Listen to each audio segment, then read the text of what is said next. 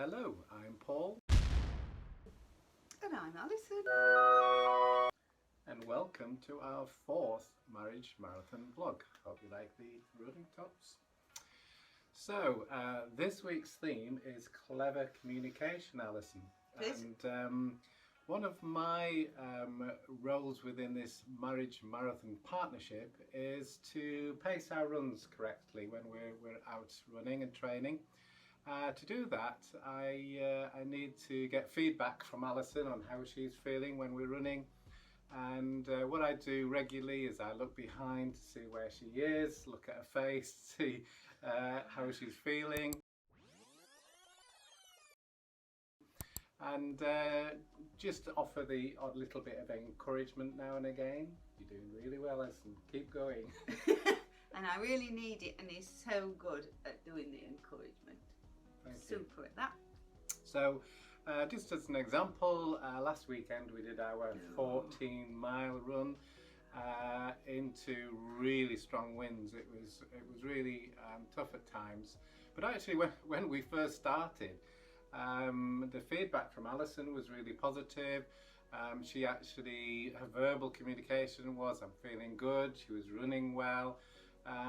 But as we actually got to a more exposed part of the course, running into the strong winds, I knew it was going to be really tough for Alison. I was feeling it was really tough for myself.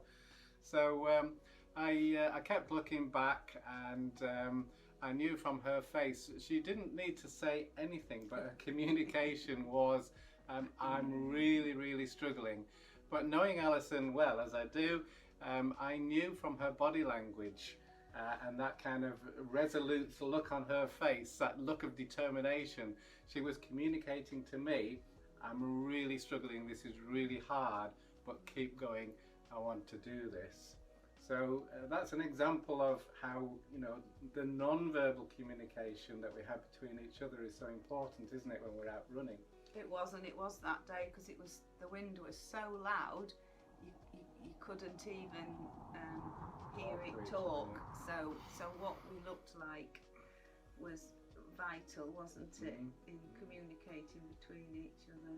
And in some ways it reminds me of what happens when I work with my clients, and communication is one of the most common subjects that crops up, as you might imagine.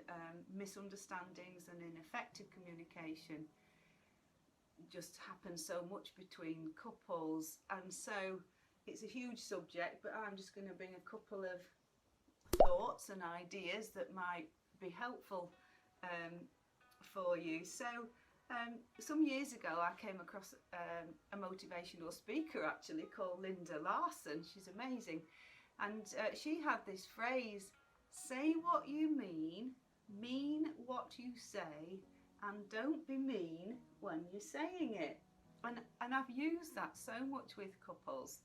So for example, let's just take any couple, and one partner has sort of got into this habit of always being on their phone or device ever such a lot, particularly at meal times. And the other partner might say, why are you always on your phone? What they really mean is, I don't really like you spending so much time on your phone, and I'd much prefer it that we had more quality time together. And then that first comment might be followed by, I might as well not be here. That's not really what they mean. What they really mean is, I feel so unnoticed and undervalued when we don't spend this time together, and I'd really like that to be different. So in the end, partner 2 just says, well, I might as well go and eat upstairs then, in a sarcastic comment. Big and argument. Setting up for a big argument rather than an opportunity to actually constructively address the issue. So it's so important. Say what you mean what you say, and don't be mean when you're saying it. And the second point picks up from what Paul was saying earlier about non-verbal communication. And a very clever guy called Albert sorry David, stop.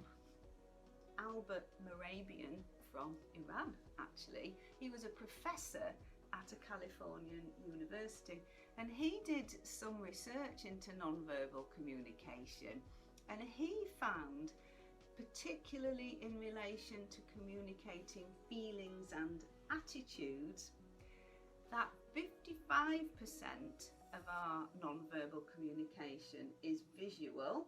So that's what our face is doing, what we look like. I can't talk without my hands, so it's what I know what our body is doing. 38% is the tone of our voice, and only 7% are the words we use. That's incredible, isn't it? Amazing.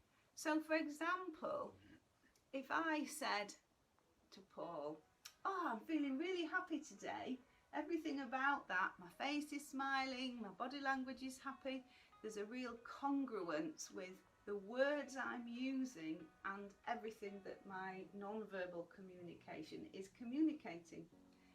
But if I said, "I'm really happy today," it just doesn't match, does it? So the words I'm using don't match. But what was the thing you picked up on more than anything? Yeah, just the whole kind of body language and the facial expression. The non-verbal. Yeah. So the non-verbal carried the emotion, which was, Alison's not very happy today, despite the words I was using. So it's so important with communication to actually let your visual expression, your body language, your tone of voice carry the message you really want to say, as well as the words that you use. Okay, thank you, Alison, for those insights. I hope you found them helpful also. And this afternoon we've got our 10-mile run. We're all kitted out, and I'm really happy about that.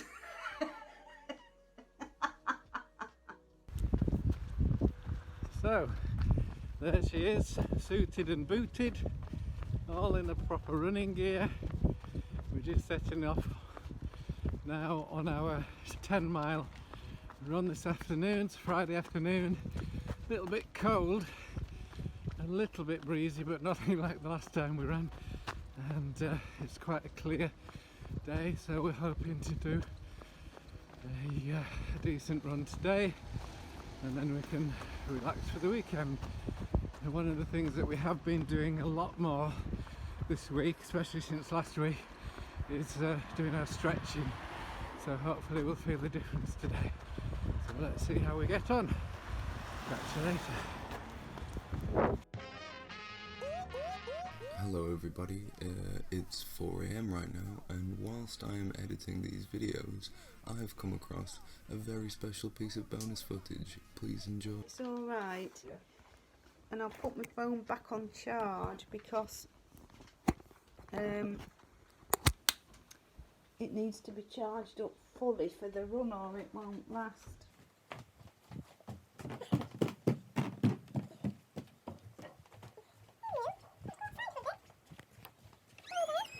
We've just done our recording.